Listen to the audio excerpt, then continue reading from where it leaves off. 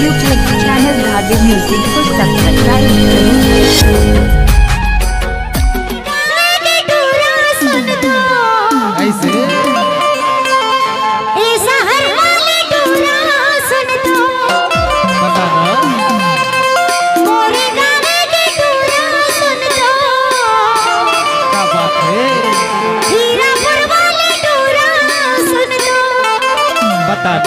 मीठे मीठे मुस्कान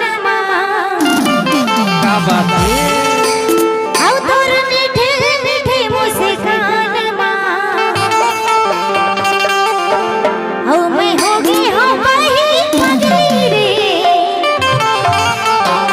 तोर माया के जन्मा ऐसे सुनना क्या बात है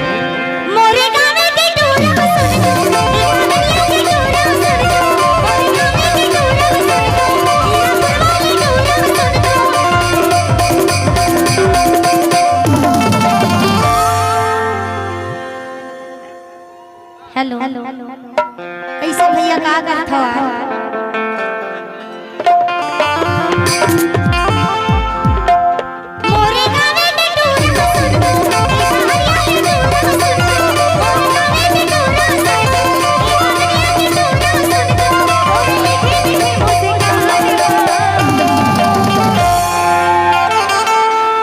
मैं होगी हमारी पगली रे